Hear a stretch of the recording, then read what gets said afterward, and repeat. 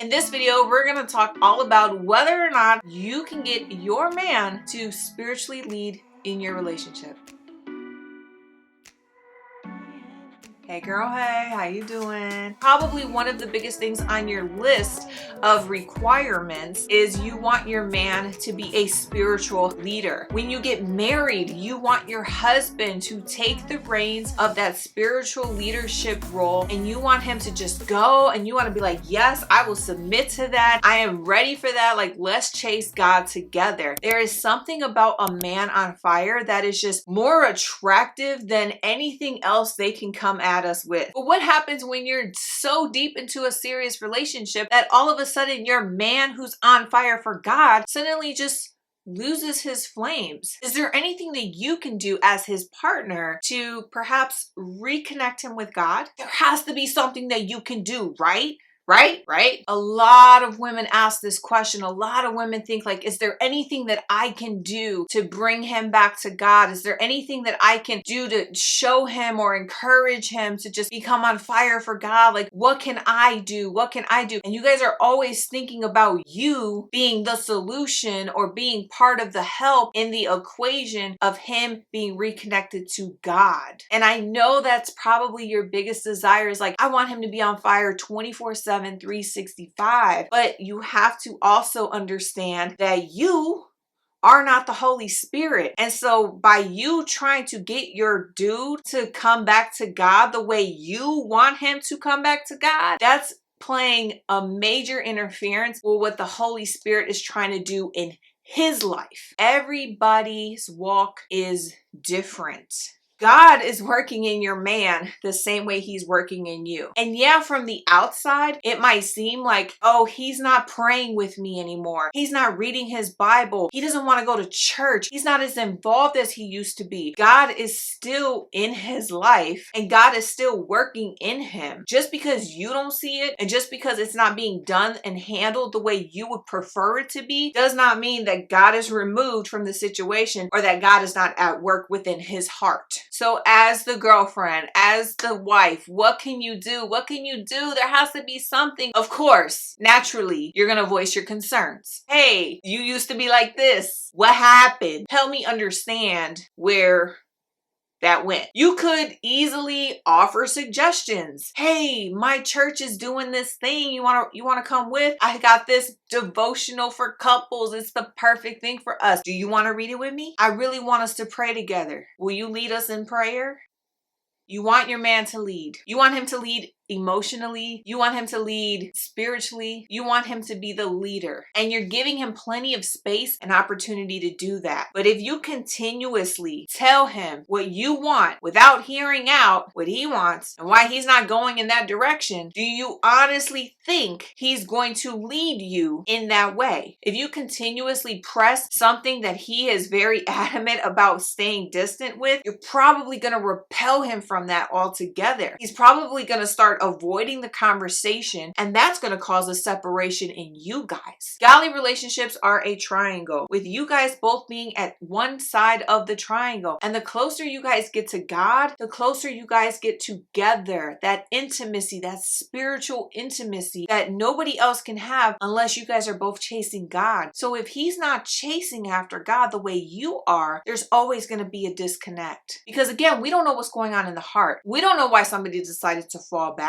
Maybe they were doing it just to get you. Maybe they're in a situation where they're struggling internally. Maybe the whole concept of leading someone else, of discipling someone else to go closer to God, that's my role as a husband. Maybe that's really freaking them out and they don't know how to handle that. Or maybe their walk with God just never really was as solid as you thought it once was. We don't know the answer because we're not mind readers when it comes to men. So from this perspective, you have two options. Number one, if you feel like after season after season after season, and you have seen time and time again that there has been zero change, you trust and believe that God is doing something in your man's heart, that he's going to pull him and bring him him back to speed in due season in his perfect timing? If so, then continue to pray for your man. Continue to wait on the Lord. Continue to fix your heart, to change your attitude, your mindset. Stop thinking so much about his salvation and start focusing on yourself, and likewise how God can serve you and complete you and fulfill you in this time. But if you feel like he's never going to get up to speed, he has zero desire, what I once saw in him must have been fake, because you can vividly see and tell that he's not producing fruit. If you see that, then you know what your answer is. Especially if you're not married yet and you see that you're getting into this serious relationship, but now you're understanding that the value of connection with God is a high priority for you, is a high value for you, then you need to walk away from a situation that might not be able to be fixed in time. Maybe he's not the one. Maybe he's unevenly yoked with you because your pace and his pace are not aligning. I know that's some hard news to take, but reality of the situation is that you have to put your values first. Is this important to you? Is it important enough to carry on with you into the next phase of your relationship love life, that being marriage? Now, if you're married and this is happening to you, then again, you have two options you can consider. Option number one is you can pray to God. You can pray and support with him. You can suggest and offer things from time to time. You could express your concern from time to time, and you can let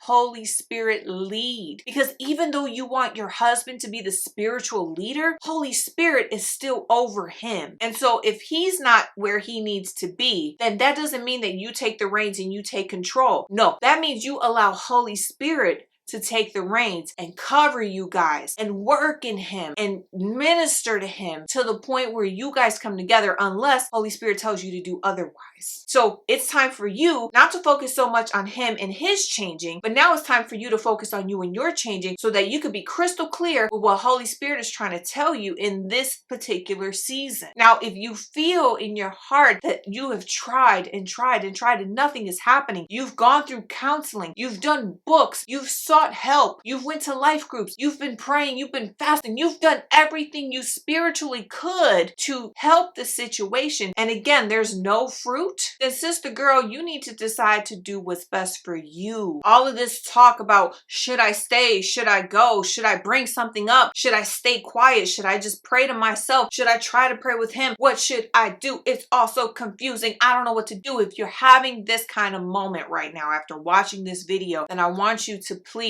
set up a one-on-one coaching call with me. We can talk about your relationship. We could talk about your marriage. We could talk about restoring your faith so that you can get in the right mindset to help you navigate this marriage or this relationship the way God intended you to do it. So I'm going to leave the link below in my description. Please be sure to sign up and schedule your call today, and let's walk through this. Let's discuss all of the options. Let's break down all of the emotions. Let's talk about the offense that might be riding within you that you don't even know about yet. Let's talk about what's separating that relationship, and let's bring it back together through the lens of Christ. In any case, I hope this video was an encouragement to you. I hope that it ministered to you and it gave you some good, fresh tips and ideas of what you can and shouldn't do when it comes to being in this situation. I am praying to God that your man will step up to become that spiritual leader that you're longing for. And in the meantime, I hope that you like, subscribe, and share this video with someone who needs to hear it and wants to see it. Until next time, I love you, I appreciate you, and I will talk to you again soon.